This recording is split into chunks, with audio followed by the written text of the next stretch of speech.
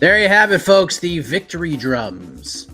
They beat and they sound for one Charles do Bronx Oliveira, the former UFC lightweight champion of the world, goes out there and just mops up Mateusz Gamrot. This fight was not competitive, even for a second. I mean, maybe for a second, Gamrot gets a takedown, and we're thinking, oh, maybe things might happen. And then Oliveira just dragged him through the mud. Round two, Oliveira started beating him up on the feet, started bullying him around, didn't give Gamrot any respect on the feet. And then he takes Gamrot down en route to a rear naked choke submission. Round two, Charles Oliveira gets it done to cap off a fun roller coaster ride, a weird ass event, just a strange event for a number of reasons. And we'll touch on all of those reasons throughout tonight's post-fight show. But I am Mike Heck, and joining me to react to all the craziness, once again, you get the best friends, the one and only Alexander Cayley. Hey, Kay, how are we doing? Are you having a wonderful Saturday evening? Mike, I am my best friend. What happened? I thought we said after our kind of morose preview show we were going to have some more colors here. What's going on? You still got a sort of a funereal vibe going on. It's gray. The lighting. It looks off. It looks a bit black. Gray is still kind of dreary. Where's the yellow? We could have done a yellow and green thing, guys. We did see, guys. We like to be real with you. Like, we don't coordinate for the show. You know, if magic happens sometimes. I'm just a little confused now, Mike. I thought we'd be in a good vibe. We went on a high note. I don't know how people felt about the whole card. I think it was like a pretty sturdy, like well-paced 12-fight card. I don't feel it dragged at any point, but it definitely wasn't like a home run. I don't think, and a home run ending, huge ending, clutch hit at the end by Charles Oliveira. Everyone's going home happy. But I'm just, throughout the night, there was definitely moments we were a little, some eyebrow raising moments, and not always necessarily for positive things. Yeah, I think that's a great way to describe it. And, I'm not really that colorful because literally in 5 hours, an Uber is coming to pick me up and drive me to the airport so I could fly back to South Carolina. So it's kind of a weird night, and I want to be comfortable for this drive. And I have a feeling I'm basically just going to wake up, brush my teeth, and hop in the Uber and go to the airport. So we're going with the lighter grays compared to the black. But what a weird final three fights, AK. I mean, and it's not like the Oliveira fight was weird. It was just such a poetic ending.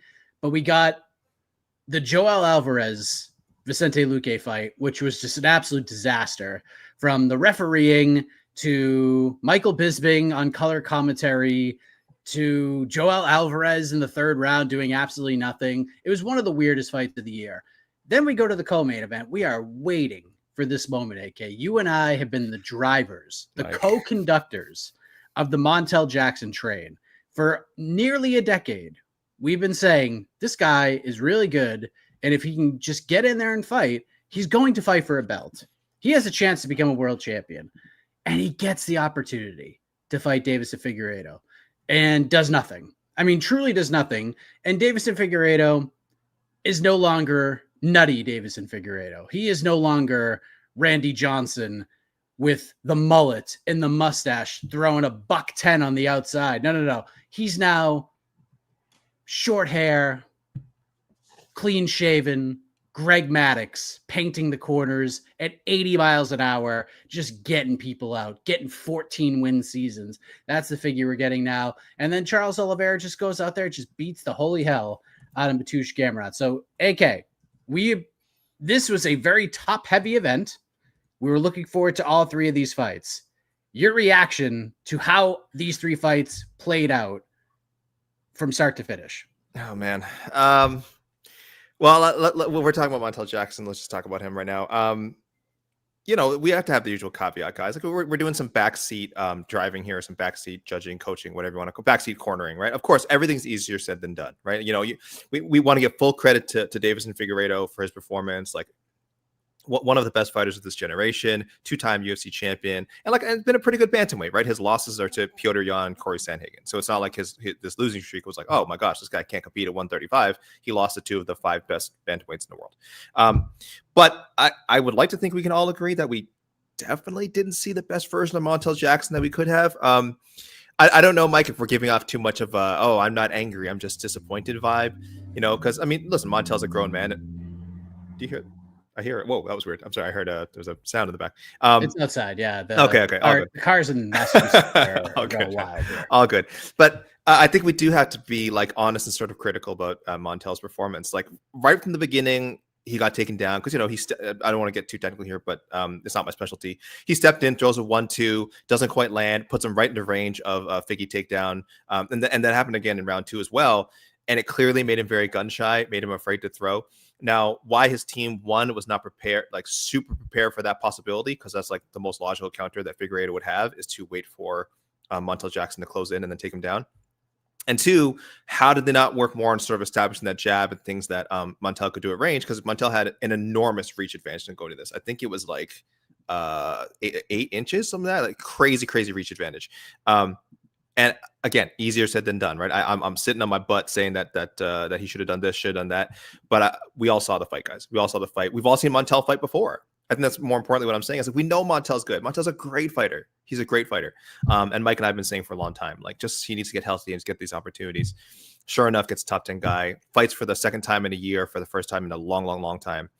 And, you know, it just wasn't his night. It just wasn't his night. And it looks like going forward, maybe it'll be that way going forward. So really just tough to see. Really like Montel. I still think he's a very good fighter. Still think there's plenty of wins to be had in the octagon. Is there ever going to be that run of wins that takes into a title shot? Just seems really unlikely now. Seems really unlikely. I try to be positive, and we try to really make sure that the front page headlines for these events are like really talking about the great moment that happened that solidified the card. And yes, what Charles Oliveira did and getting the raucous ovation and all of that, and the crowd, the heroes welcome and the heroes moment, him getting the finish and jumping into the crowd, like I will remember that. But come tomorrow, when I get texts about this card, oh, what was UFC Rio like? It is going to be the funeral of championship hopes for Montel Jackson and Mateusz Gamrot. Like, it's over. We saw 2 very good fighters who are never fighting for a UFC belt. And that's just the way that it is. Montel Jackson in this division is not even going to be a top 10 guy, because he's just not going to get the fights anymore, because they've given him 2 chances now, AK. They've given him 2 opportunities to show up and have a big moment. One was against Brett Johns, and then this one. And this was obviously a bigger fight than the Brett one. And both fights were like exactly the same. He just didn't throw. He just tried not to lose. And it was just like really frustrating to watch, because there were moments like the end of the second round, Montel's like landing jabs. He's starting to pick things up a little bit. He's starting to get after it a little bit more. And then round 3 just does nothing. And it was just so tough to watch, man. It really was. I don't know, Mike. Yeah, I don't know. Again, we're not in there. You know, we're not in there. I joked on Twitter that, like, oh, well, that wasn't exactly like a Yuri Prochazka-esque, you know, final round for Montel. But again, this is what we see more often than not. Yuri Prochazka has spoiled us. We all think, well, if a guy knows he's down on the cards or isn't sure if he's up, Like, I don't know what Montel's corner said. It was 1-1 going into the third. Was it on all 3 scorecards? I actually didn't look at the official cards after. Well, it was 20. It was 29. All 3 scores were 29-28. All of them. Right. That's right. That's and right. One went to Montel, and 1 went to Montel. 2 went to Figgy. Yeah. And listen, like I said, I'm sure we're all at home thinking, man, Montel just press forward and go for a finish. But again, he'd been taken down once, been taken down twice. He wasn't winning all the exchanges either. Like you said, Mike, he was picking things up. Maybe he felt Figgy's power one too many times. I don't know. Maybe the moment just got to him. Those 15 minutes, I bet they probably flew by in his mind. I bet if you're Montel in there, those 15 minutes just like ticked away in like a flash. And before you knew it, you were on the losing end of a split decision. So, yeah, it was hard to watch, man. It was hard to watch again as a fan of Montel. And again, not to take away from what Figgy did. Seeing guys like Figgy, who we know are great champions, still perform at this level, like you said, Mike, using their off-speed stuff, you know, not having that fastball anymore. It's a pleasure to watch. Like that, I was probably too focused on, you know, our sort of pre-fight narrative, Mike, that we had talked about a lot of, like, maybe this is the time Montel makes the jump. And he was a huge favorite going to the fight. Well, he was not the biggest favorite, but he was one of the bigger favorites. Minus 330. Look at, depending where you look, at least minus 300 or above. 3-1 favorite to win this fight. That's pretty crazy, and it's hard to see it go down the way it did. Again, I hope he can bounce back and, you know, keep winning fights. But the matchmakers are going to be very, very hesitant to put him up against a top 10 guy for a long time. Yeah, and that's why I said on the preview show, if you're going to bet on that fight, you bet on Figgy. Like, those lines are crazy.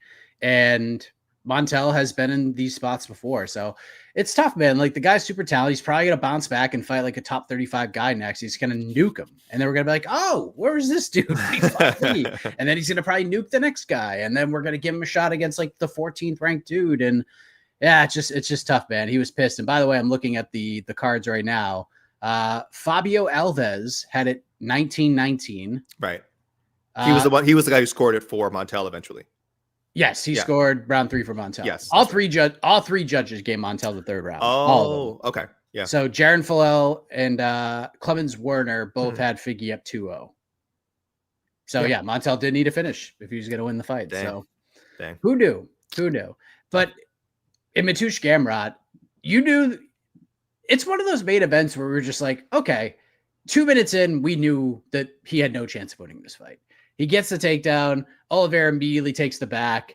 And we're just like, okay, Gamrot's now going to have to throw hands at this man if he's going to win. He's going to have to knock him out. And Oliveira, just the disrespect, I guess, that Charles Oliveira showed Mateusz Gamrot on the feet in round 2. He's literally walking towards him like Davison Figueiredo used to walk at Joseph Benavidez when he would fight him. His hands were down. He's like, go ahead and hit me. I dare you to. And then he would just crack him. And then eventually took him down. The fight was over. Like, Charles Oliveira is great. And the big story coming out of this is, AK, what do we always say? What has been our mantra here at MMA Fighting since like UFC 280? Do the thing. Just go out and do the thing. And what does Charles Oliveira do? He does the damn thing. He gets on the mic. Michael Bisping does the who do you want to fight next? Brings over his coach, puts him over. This guy right here is the reason I performed so well. He believed in me. The confidence he gave me put me in this position.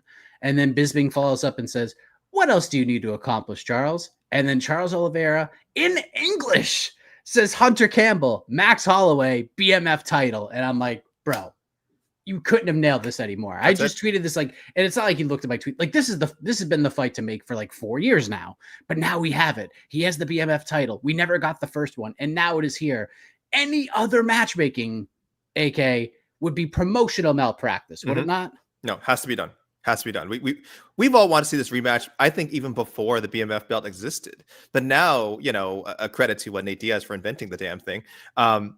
It gives you that extra, like, kind of just lock it in, you know, for the matchmakers, right? If there's any hesitation on their part, we're like, oh, well, we don't know what this means because these guys are veterans. And what does this mean for the title picture? Like, this is why the BMF title was invented. It was almost to take these elite guys who we love, who are sort of like have either had the title or fought for the title. And like, they're kind of in that contender limbo. Guess what? There's this very fun prop you invented. Guys, you guys have heard me call titles props before. Sometimes I mean that as a compliment, okay? And I mean that as a compliment with the BMF belt. This is what it is for, is to give a fight a little extra juice. It is to essentially, like, you know, not everyone can fight for it, right? It is to establish that these are guys that fans acknowledge as the BMFs of this era, the Max Holloways, the Justin Gaethjes, the Charles Oliveira's, right? But regardless of all the other accolades they have, this is one thing that sets them apart, that like no amount of wins can get for you, right? Like you could be Magomed Ankalaev and go 14 fights unbeaten. You're not a BMF. That's not how it works. You could be Movsar Evloev, undefeated in your career. There's no one calling Movsar Evloev a BMF. But guys like Charles, guys like Max, guys like Gaethje, all these guys are talking about Jorge Masvidal, Nate Diaz, and all that. They're BMFs, and that's what's so great about it. So I don't know when this fight's going to happen. I hope we see it in the first quarter of 2026, health permitting. I think it'd be a great way to start off the UFC year. You have that in January, February, something like that. It would just be amazing. But I'm willing to wait. I got to wait till next summer. I'll wait till next summer. I don't know what it takes. They would want to try and save it for UFC White House. Might be a little too far for me, Mike. I don't know. What do you think? Do you think they hold off? Next June? 8 months? A long time. I don't know, man. But it makes sense. It does make sense, though, for the White House card. This fight makes sense for the White House card? I think so, right? You know, Hawaii, right? Max Holloway repping Hawaii, right? There you go. They need American champions, right, on the card. That's the whole point. They want to have some American champions on there. We don't have any except for Kayla, really, and then the BMF title with Max, right? That's not on options. You can do this like February or March. That's what I want.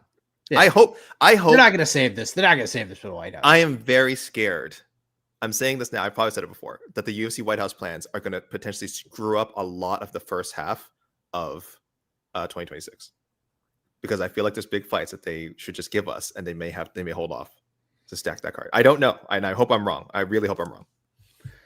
Yeah, I mean, I don't think they need that. I don't think they need it. It'd be cool, but I don't think they need it. You can put this fight main events any pay-per-view, like Yes. without question. Like this is a main event. This is a pay-per-view main event fight, or at least in the Paramount era, it's a numbered event main event. It's gigantic. It's a huge, huge fight. Two super popular guys. You could do this. This is I was gonna say this is a back pocket fight, but this is a whenever you need it, call me, they'll be there kind of fight. So if you need a main event for February or March, or well, not February because that's gonna be in Australia, so that ain't gonna happen. But like March in Vegas works for me. Miami, you know they're going back in the spring. Like that's a sick main event for Miami. Max Holloway versus Charles Oliveira, that'd be awesome. So yeah, you just have to make it. You just have to make it. Charles Oliveira wants it. Give the man what he wants. Max Holloway seems to want it. He's talking a little shit apparently on his kick stream, saying like, "Good, I'm already the king of Rio. This fight will happen under my terms. It's not going to happen in Brazil." So he's talking a little bit of shit, stirring the pot a little bit. And look, Max technically has a win over Charles Oliveira, but it's not the fight we've gotten. Now it's time for the fight we deserve. We deserve this fight, AK. Yep. All of you who are here with us deserve this fight.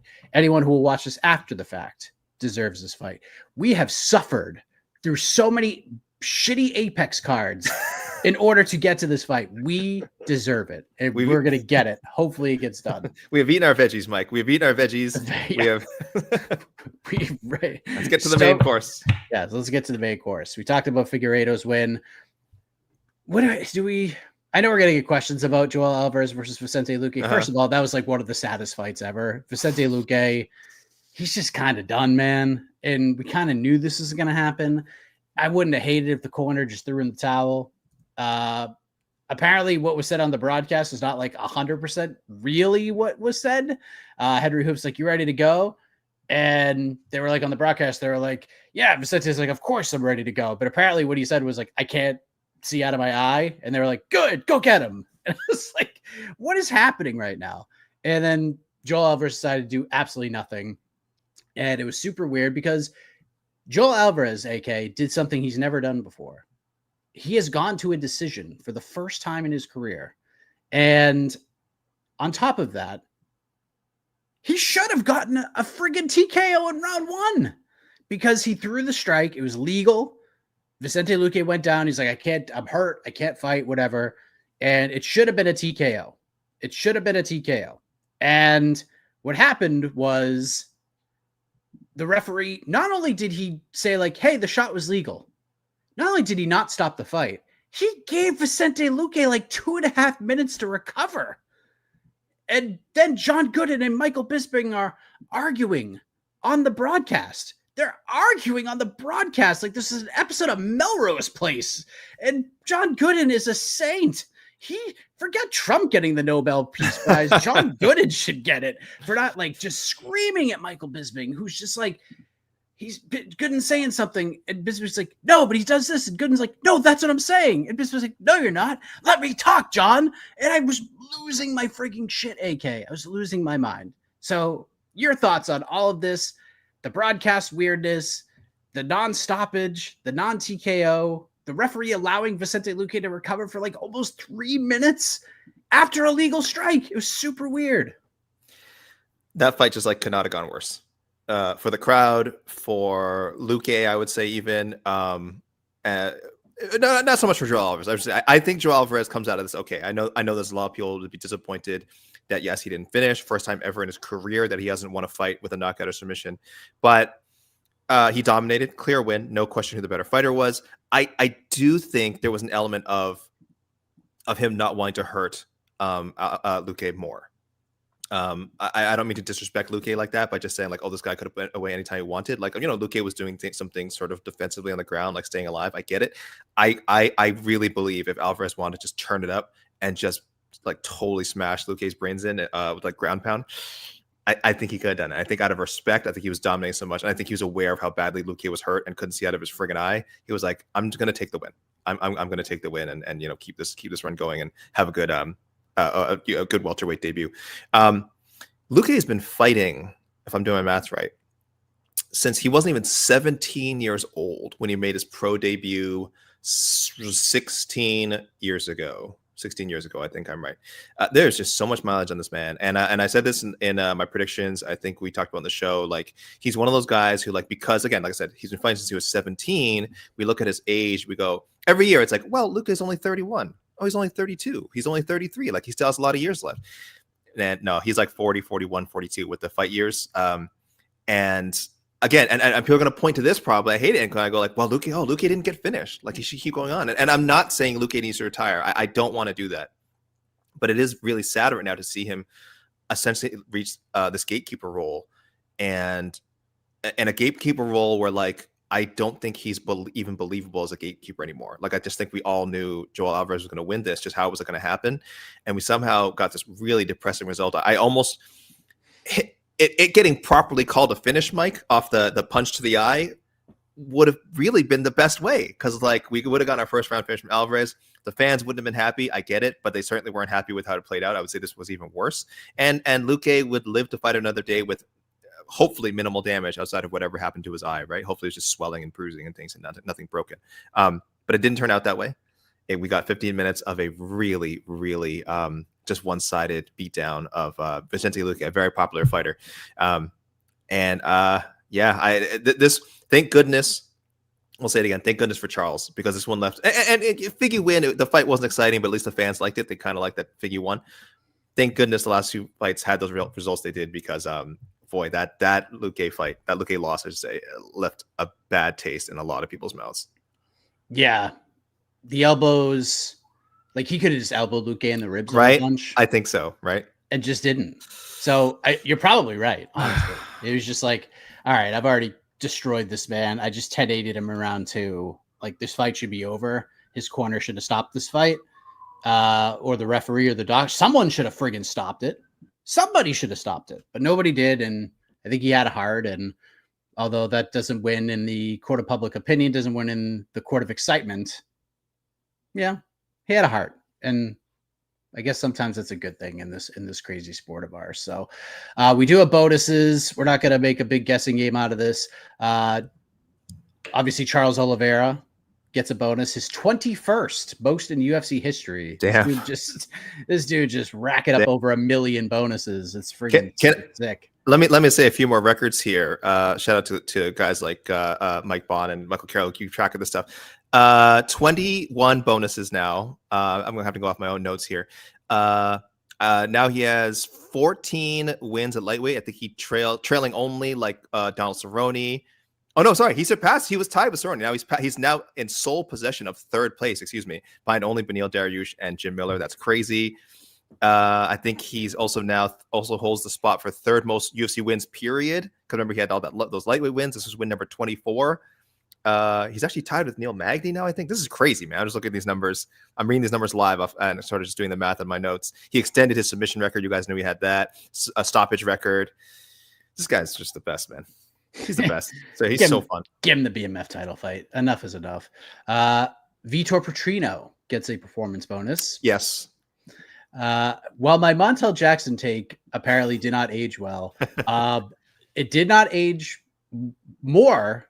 It did not age more poorly than the Karolina Kovacevic has a chance to beat Julia Pilastri take, because Jesus Christ, that was not the case. And Julia Pilastri gets herself a performance bonus. Good for her. And the other bonus goes to, of course, Bia Mesquita, who probably is the MVP of this card, to carry us through up until Charles Oliveira. Dude, she beat the shit out of Marina Alexkiva. That was nasty. And for the first time, AK, and I'm sorry to say this into a live microphone, I'm not going to say I'm excited about women's bantamweight, but I'm like, I'm a little more okay with this. I'm a little more okay with this because she's fun and she's a killer and she's going to be a problem for a lot of women in this division. And since I'm a man of just terrible takes, I'm going to make one right now. Bia Mesquita is going to fight for a belt within 18 months. My goodness me. Tristan Gordetz was DMing me. He's in the comments right now. He's very excited, Mike, with what you just said. First, let me say, Mike, you made a huge mistake with how you phrased that. You said your exact wording was, "I'm not going to say I'm excited about women's bantamweight again." I can now clip that perfectly. If you had just said, "I'm not excited," thank you, Mike. People use the AI. It's very easy. Let's fix that. Let's get that clip out there of Mike saying, "I'm excited about women's bantamweight again." Big mistake, a rookie mistake for someone who's been on air for so long. No, she looks great. She looked great. Came in with a ton of hype. Of course, she's won every single freaking medal and championship that you can win in Brazilian Jiu-Jitsu. Guys, look at her Wikipedia page. Just gold, tournament champ, whatever. And she looked good. You know, she's taken the right path. She looked good. Went through LFA, got some good wins in there. 6-0 in the UFC. You guys know me. I'm Mr. Buzzkill. I'm gonna be like, let's just kind of like, they're gonna have to push her now because again, she looked good. She's 34 years old. So it's not like she's a like super young prospect that they can just feed cans the whole time. She's very likely going to get a top 15 bantamweight in her next fight, whatever that means. But please, can we temper our expectations? She beat a fighter who I believe was on a 2-fight losing streak. I think that was the 3rd straight loss for Alexeva, and very likely, sorry, Alexeva will probably not be on the UFC roster much longer. So again, she beat someone who's not even going to be on the roster soon. Her other wins, I really have to look these up. I mean, listen, they're in fairness, they're against opponents she should be facing with similar levels of MMA experience. So I'm not gonna like crap on that. That's how matchmaking should work. I'm not saying like, oh, she should be in there with like someone who's like 10-4 in her second MMA fight. Like that's silly to say. I'm not gonna say that. But I will just help you all just tamper your expectations. It's not a long road to the top of the bantamweight division. I get it. But let's see her face like just a somewhat more difficult opponent next before we get crazy about it. But yeah, she has all the tools to fight for a title sooner rather than later. All right, let's see. Georgina Ramos. Oh, wow. She made her MMA debut on the Anderson Silva Chael Sonnen boxing card. Damn. Isn't that friggin' sick? I did not know that. And she got a rear naked choke in round 1. Then she fought her next several fights for LFA. Chanel Butler, Fernanda Araujo, who was 2-4. The Hope Chase one was a weird one because it was like a DQ illegal kick type thing. So it counts as a win, but not in like your typical form. And then she fought Sierra Dinwoodle, who was 4-0, just like her. And she obliterated her and became the women's bantamweight champion over there. So look, there's just not a lot going on. I'm very curious to see how they matchmake for her, because it's not like Bia Mesquita is like 22. She's in her 30s. So like the door is somewhat closing a little bit. And do you just fly her? Do you just throw in there with like Macy Chiasson like right away? This is where Macy Chiasson has fallen. This is where she's fallen. That's a very difficult opponent for Bia. It is. Okay. But do you just say like, F it, let's see. Like, are you? Let's look.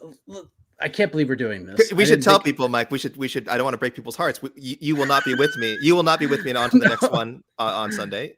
So yeah, we can do a little knowing, frankly, right now. Okay. Yeah. Let's take a gander. Ooh. Okay. Daria this is the guys. We're looking at the UFC's top 15 rankings right now. Zaleziakova. I'd be fine with that. Jocelyn Edwards. Yep, I'd be fine with that. Dude. No. Misha? Do you give her Misha? You don't feed her Misha? She cannot beat Misha right now. Really? I will say that right now. I know people. I'm sure it's such an overused term now, but I know people are gonna say Misha's washed. She just has so much more experience. She has so much more experience in actual MMA. I don't know, man. That, like against Yana, but I don't think Yana Santos is bad. You gotta have to keep that in mind. Well, I actually think, exactly. Yeah. But you're saying she was just very bad against Yana. That's what you're saying. Misha. Yeah. It's led her to question whether she should fight again. Man, I just the experience. MMA is just such a different game. I know Bia has looked very solid in MMA so far. But Mayra Bueno Silva? Is she coming back to bantamweight? What's going on with her? I mean, she's ranked number 10. Oh my God, she is. Goodness me. Yeah, I don't know, man. I'm kind of not going higher than 15-14. I think we've got it. I think it's Zeleznyakova or Jocelyn Edwards. I think that's it. And I think Jocelyn's booked. But I mean, I could be crazy. I mean, I should know these things. No, she's not. If you really want to, you know who you put her in there with. You put her in there with Priscilla Cachoeira. Oh God, yeah, she's perfect. that's where you go. It's not ranked, but that's where you go. Oh God, yeah. Dude, you know what? You've done it. Go. That's it. That's what she's for. It's Priscilla Cachoeira. She is the most valuable women's fighter on the roster for this exact reason. There we go. Because she will be there to get absolutely annihilated, and she'll look tremendous doing it. That's it. That's it. That's the pick. You're welcome, matchmakers. I just want to make sure they don't. I know Bia was at American Top Team. I don't think Priscilla Cachoeira has been an American Top. Okay. And even so, they would probably still. Sure. They'd probably still make that fight. Yeah. American Top Team would be like, come on, just do it. It's okay. Yeah, that's the fight. And do it soon. Like, this is something we need to just do right away. Throw it at MSG. Do it in December. That fight, Bia needs to fight again for the end of the year if we can make it happen. So, definitely. What other things? Oh, do we? I think we'll get questions about all this stuff, but there are some other like really cool moments. We'll run down like sort of the rest of the results, so to speak. Yes. Because some things will be remembered and others certainly will not. Well, like we said, this was a weird night for multiple reasons. It was. We've only gotten to some of them. The whole main card actually was kind of memorable for like so many weird things outside of fighting. Mario Pinto. Can we talk about Mario Pinto? Promo of the year. That was I feel so stupid. I was dying. It was so incredible. I feel so stupid because for any people who didn't see, he did this whole bit. He's from Portugal. He trains out of London, England. But I had completely forgotten all this. I don't watch the Contender Series consistently. So I think I only watched his fight. Like I went back and watched his fight. I don't know if I watched his post-fight scrum. But he did this whole bit with Bisping after where he's like, oh, I don't speak English, brother. Then he's from Portugal. He speaks Portuguese. Did a big Portuguese promo. And then joked like, oh, I've been practicing my English, so I want to cut a little thing. And then went on a very long, like extra 90 seconds thanking his team up in perfect English with a British accent. I think it was raised in London. So it was just hilarious. And for people like me who are dumb, who don't keep up with him in the Contender Series, like I was totally fooled at first. And I thought that was great. And the performance is great. I know there's a lot. I always joke about not mixing the martial arts, but technically he didn't. Technically he did the right thing. He did not try and strike with Janata Deniz, really. He only used like wrestling and grappling and won the fight. So that was a huge moment for him. And there was a lot of hype for him coming out of Contender Series. And I thought this was a great showcase for him, that he's not just that he is versatile and like not just a guy with like some real power in his hands. Like he's a real heavyweight power, but one with some guile here, and then just made us all laugh after. How come Khan Offley didn't get a bonus, AK? Because in today's modern MMA, he did everything right. He truly did everything right to win a fight, because he was about to get his leg ripped off, and they just like egregiously cheated. I mean, so obviously and egregiously cheated, grabbing the fence over and over again. And then there's one real fence grab, and he's trying to really sink it in. And then Khan just was like, all right, bet I'm going to reverse position and get the finish myself. And then he gets booed out of the building.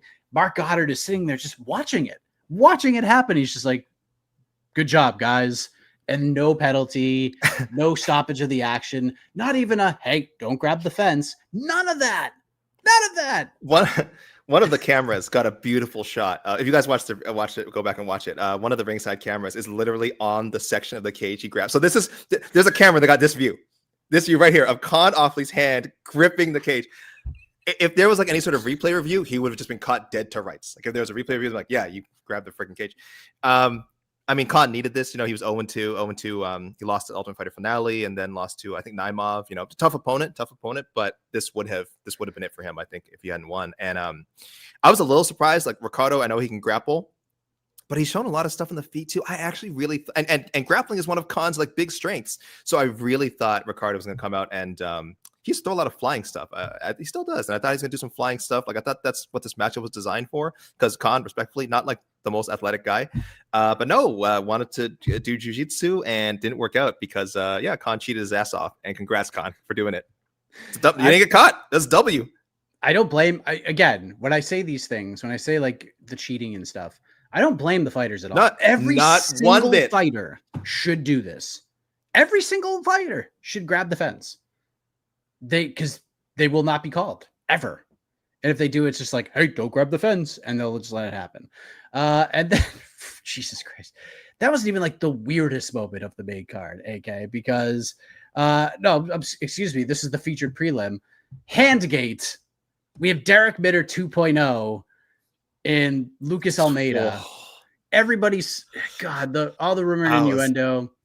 It's just insane. Dude fights with a legit broken hand. You could see it. People had close-ups.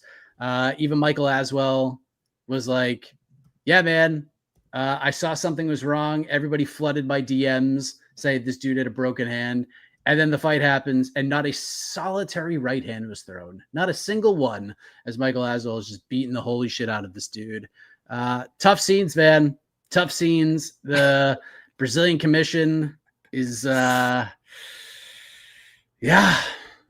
Commission is going to take a little bit of a beating for this one.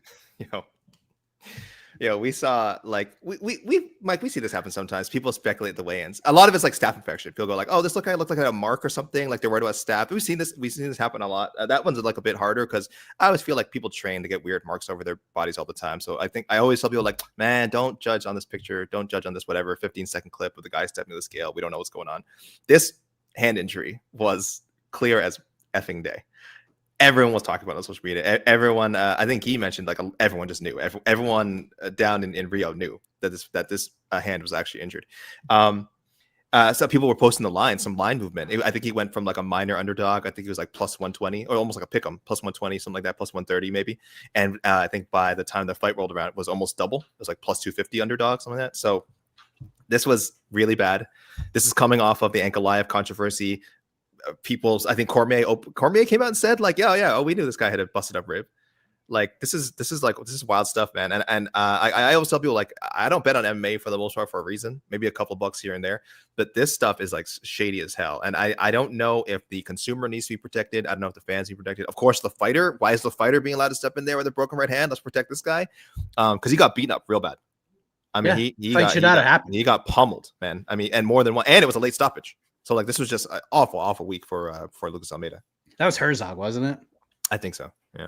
I'm sitting there watching Jason Herzog watch this happen. I'm like, what the fuck else do you need to see for you to stop this fight? The refereeing was horrific tonight. This might have been the worst night of refereeing of 2025. Like I just can't believe that this is the norm and it's like acceptable. It's absolutely insane. Jafel Filio, nasty Kimura over Clayton Carpenter. That was nice. That was really nice. I'd be a little pissed if I was him for not getting a bonus. Petrito's knockout was nasty. Go ahead. Yeah, I feel like Pilastri. Oh wait, so you're saying you think she did deserve? You did deserve. Oh yeah, I would have given it to her. Okay. Usually just give another bonus. Like don't want to give a fifth bonus or whatever. Even Lacerda, we could give Lacerda a fucking bonus for. Excuse my language, guy. I don't know why I lost it there for a second. I'm so sorry. We'll bleep that out. We'll bleep that out in when we post this on the podcast. No, we won't. Absolutely won't. No, we definitely won't. For submitting a guy who came in 8 pounds overweight. He said, like, I know it wasn't the most exciting submission. It was like a really like he was on his back. He was actually taking a little bit of ground and pound, and then suddenly, boom, like tap out of nowhere. There's a little bit of confusion. Like, whoa, what happened? He tapped.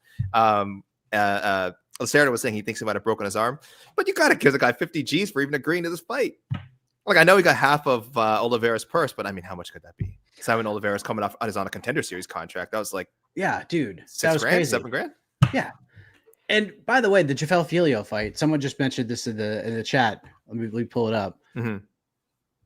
Mr. Maya, the referee, dude, tapped twice, like a clear tap. And then like 20 seconds later, he tapped again. And they let it go on. Dude's poor arm getting like ripped out of its socket, dude.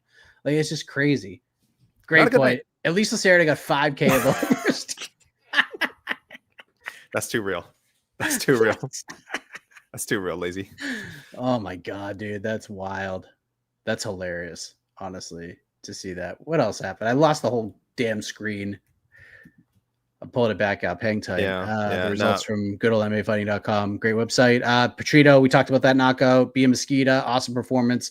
Lucas Rocha, gets a win over Stuart Nicoli. Yeah. We That's talked the about one. Julie That's the one Grassley. fight that was just like a normal fight that we're probably just not going to talk about again. And it was good. It was a great performance by Lucas Rocha, by the way. Like great Yeah. performance. We just won't, just with all the other weirdness and stuff that happened. Like it's just going to kind of be swept away. But good for him. I hope we look back on this as like a run, because that's very very talented guy, very talented flyweight fighter. So, but yeah, it wasn't weird. It was pretty clear cut.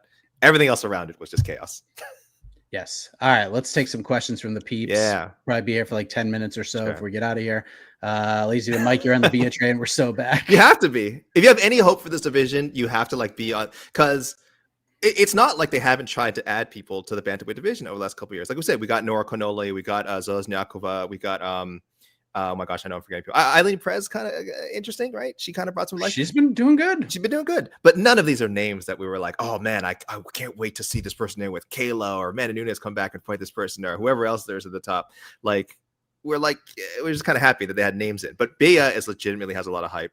Has what I always like to say, like I'd love to see fighters with an A+ skill. I think like having one A+ skill can take you so far, and there's no question on the ground in this division. I don't think there's anyone that can handle her, and that's awesome. I want to pull up this tweet that I saw earlier, and Jed would be really mad at this tweet. I saw this. Jamie P. Oh boy. Shiraps. This is what she tweeted out at 5:41. Bia is who they told you Mackenzie Dern was. She's really that bitch. Okay, that's not you. That's not me. That's the tweet. That's the tweet. Yeah. I was like, ooh, that is damn. Probably not like terribly wrong, but who knows? In 2 weeks, we'll Mackenzie Dern might be a UFC world champion. Like it could happen. So what a time. RS40, interesting question. Oh. Which career would you have preferred, Charles or BJ? Such a good question. Such a good question. I know everyone's gonna say Charles. I have, you know what, RS, let me throw a poll right now. That's such a great question. Let me throw a poll. I'm already predicting, of course, heavily leaning towards Do Bronx. I mean, he just won. BJ at this moment, the last few years hasn't been the best. So let me throw this up real quick. Mike, while I'm doing you, what's your first sort of like, we'll dive deeper. What immediately was the first thing you thought? Oliveira. It's Oliveira. Yeah, it's Oliveira. I mean, how do you phrase it? The downfall we thought like could have been there, and who knows? Like, what would I think you would probably beat Fiziev too. I think you probably would have won this fight, but it was a little scarier. The Topuria knockout made us feel bad, and BJ's kind of that one fighter that started making us feel bad. When every time he was booked, it was just like, it used to be, wow, that's the best fighter in the world, to wow, I don't want to see this guy fight ever again. And then Tony Ferguson became that guy, and he got a win. And then Charles Oliveira gets just obliterated by Ilia Topuria, real bad. And we thought this could be it. Like this is the fall off the cliff. And then he just runs over Gamrot. Like I feel like BJ had at one point he was the best fighter on planet Earth. And I don't know if we ever really got to that point where Oliveira was the best fighter on planet Earth. But it got to, at least for me, the way I view Charles Oliveira, it took him getting colded by Ilia Topuria for me to take him out of my pound for pound rankings altogether. Like, that's a long time and a lot of losses this guy's had. And I still kept him in my top 20 pound for pound because of the strength of schedule, because of the wins, because of all the accolades, what he did as champion. Like, his resume is so insane. It's so insane. And what BJ accomplished was impressive and incredible. But if we really look at the resumes, if we really look at the wins, I think Charles is better, man. I think he's got a better resume than BJ Penn overall. Right now, I mean, you have to include the end of BJ's career in this. Yeah. And right now it's got to be Chucky. And I want to just keep it in cage. Again, the stuff that is happening. Yeah, I'm doing the same thing. Of course, it's just in cage is real bad. If we're talking about this, the end of BJ, because all the other stuff, you guys know what's going on in his personal life. Like it's just a tragedy, right? It's not funny. Like I know it sounds absurd. I'm sure people have read the stories. Like, oh, this is like BJ's lost his damn mind. Like it's sad, man. It's a real sad story. So we're gonna put that aside. We're just talking about this, brutal winless streak he had. When we talk about like BJ's career ending in such a bad way. I almost wish you had like a Jed Meshew here, huge BJ guy. I'm a huge BJ guy too, but Jed's up there. Even like a New York Rick, I think would be a great New York Rick's a huge BJ guy. But I will be here in their spirit to sort of try and argue the BJ side, because I mean, Mike, you said it right there. There was a time BJ was considered maybe pound for pound the greatest fighter in the world, right? There is a mythos around BJ, which again Charles would just never have. But it's a different era. There's a different level of coverage, right? We have so much coverage, so much footage of Oliveira, so much high definition footage of Charles Oliveira. A lot of BJ's career, it's all on camera, but it's just like it feels like it happened at that time when, frankly, the eyes of the world were not exactly on the UFC. But perhaps it's a nice way to put it. He was part of the boom period for sure. But there's weird stuff in there, like a fight with Lyoto Machida. Right, there's weird stuff there. Rumble at the Rock, the legendary Rumble at the Rock, right? And this is stuff that you mentioned to people now, like it's mythical. It almost doesn't feel real anymore. And Charles doesn't have that. But that's the power of myth making, right? That doesn't mean that Charles' accomplishments aren't as great. We just, looking back, we can look back at BJ's career in such a huge, maybe outsized way. Maybe I'm again romanticizing it too much. So that, like, for me, would be the argument for BJ. Is, like you said, at one point maybe the best, has an influence on MMA that probably Charles will never match, right? And then again, that doesn't mean BJ is better, because I would also say Royce Gracie has a bigger influence than so-and-so fighters will ever match. But I mean, there's a lot of fighters I would say who are actually better MMA fighters than Royce Gracie. So more influence. I was gonna say more beloved at his peak, Mike, but I don't know if that's true, because Charles has reached this point. Like you said, we love superstars. We love seeing people rise to the top. But we love resilience too, right, Mike? We love those guys, like you said, who even at this the twilight stages of their careers can still deliver those incredible moments. And BJ lost that so badly and so quickly, and it was so painful to watch him near the end. And we're not having that experience with Charles yet. I hope we never do. I hope if the losses start to come, he walks away at the right time. But right now we're just in the thick of it. It's a beautiful experience. And I said this on Twitter, just watching the man grapple. If you're a sports fan at all, watching the man grapple is just one of life's great pleasures. It is absolutely incredible to watch. So I'm making a case for BJ. Of course, I would probably pick Charles Oliveira, but recency bias and all that. Yeah, I mean, just kind of look at the run, really. Yeah, the Machida fight happened. Then he beats Renzo Gracie, and then he's back in the UFC. And he loses to George St. Pierre. It's a pretty good loss, right? Gets finished by Matt Hughes. Then he submits Jens Pulver. And then he fights Joe Stevenson for the vacant lightweight title. And he beat the hell out of Joe Stevenson. Not even close. Yeah. Joe Stevenson was like one of the dudes off the Ultimate Fighter that was like, all right, this guy's probably going to be a world champion at some point. Mm-hmm. And BJ treated him like a child. Wasn't close. Was unbelievable. Wasn't close. The finish against Sean Shirk was unbelievable. Oh, the flying knee. Oh, just so sick, dude. And then he goes up to welterweight and tries to win a second belt and gets finished by George St. Pierre in the rematch. And then we're thinking, okay, maybe he's done. And then he goes out there and just treats Kenny Florian like he's like a college level bench player. And this is when Kenny Florian was out like finishing dudes in a minute, just having incredible performances.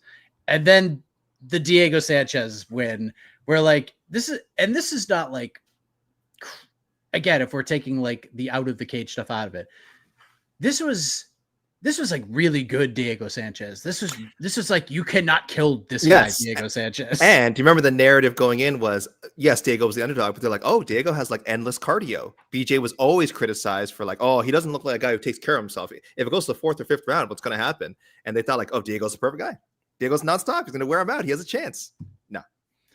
Yeah. No, didn't happen. That was just a one-way trafficking. And then the Frankie Edgar fight happens, the first one. And it was the first bet I ever placed on an MMA fight. I bet on Frankie Edgar and won the bet. It didn't deserve it because BJ Penn 100% won that fight. And then the rematch happened and Frankie beat BJ very convincingly in Boston, Massachusetts. I was in the building for that. And then BJ beats, like I say this with respect, the ghost of Matt Hughes, finishes him in like 20 seconds. And then it's just no wins again. That was the last win of his career. Right? That's crazy. Yeah. That's crazy to think. His last win was the kind of weird trilogy bout with Hughes. So strange. Draw with Fitch, loses to Diaz, loses to Rory, gets finished by Frankie, gets finished by Yair, loses a decision to Dennis Seaver. That's when we're like, all right, no more. We have to be done with this. And then he has to go in there with Ryan Hall, AK. He went in there with the legend Ryan Hall. And this is the one fight that I think all of us unanimously were like, okay, if BJ's going to fight, like, I'm okay with this. Because Ryan Hall might stretch him a little bit, but he's not going to, like, knock him out. And boy, he didn't. Just did Ryan Hall things, heel hooked him, won, and then the Clay Guida fight, and then that was it. So, yeah, man. At the end, if you look at this, Charles Oliveira has more bonuses than BJ Penn has UFC wins, and it's almost double. Yeah. And BJ Penn is a sub 500 UFC fighter now, 12-13-1. It's tough. It's a tough case to when you were going over those highs, though, Mike, I was like, can I change my answer to BJ? You're going over those highs. I was like, damn, I remember. Like, damn, what a time, man. What a time. But yeah, if we are talking about career, which of course I think longevity has to be a factor, I guess I'll tell you right now that, Mike, the poll is very heavily Do Bronx, 89% Charles Oliveira. So, you know, Charles was never pound for pound like BJ, but he was in our top. I believe in our ranking, he made top 5. I think he was probably like top 3 before the Islam fight. Was he top 3? I don't know. We had a long stretch there with like Kamaru, Izzy, Francis was in there. I'd have to go back and look. I don't know if he made top 3, but I think I had him at 3 for a while just because it was the division he was in. Yeah. Definitely not in the combo for 1 though, like BJ was in his day. But it was a different time, very different era. Yeah. Trevor's a big BJ guy. Get it? Yeah, good. But I know what he's saying. Haha. Good job. Thanks, Devin. That means multiple things. Does it? Blue Jays? Yes, Blue Jays. Yeah. The Toronto Blue Jays. Yeah. The Charles never pound for pound. Again, different eras. Yeah. All that. Lightweight now is much different than lightweight then. So, yeah.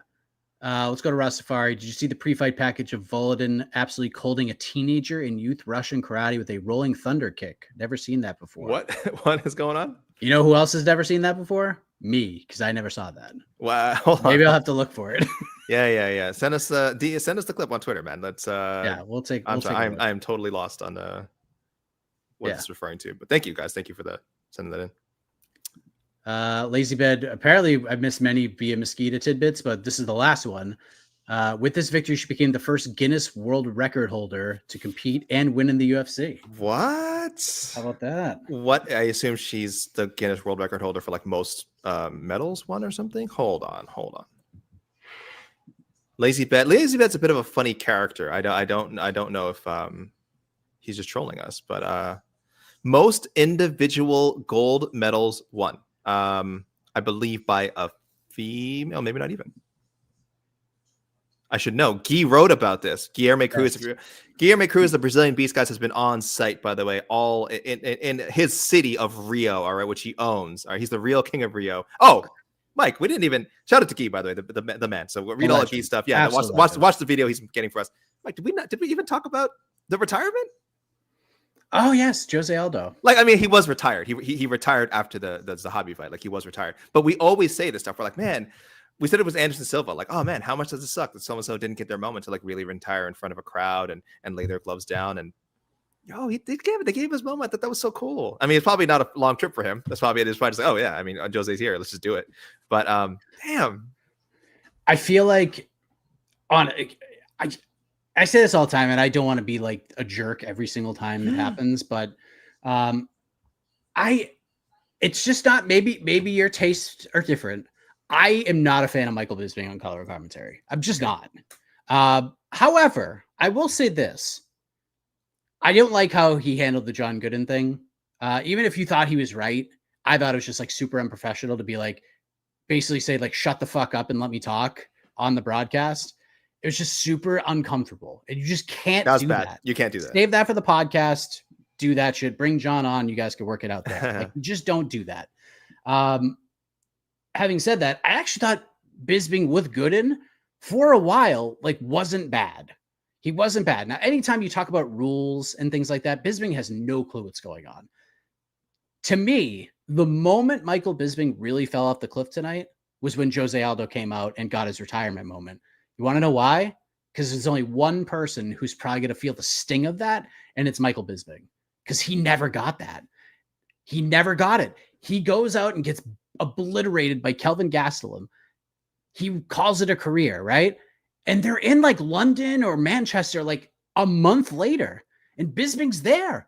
And we were all saying, like, man, they should just brought Bisping out to his music, have him come out to Blur, do the song too, have the moment, drop the gloves in the cage. And he never got that moment.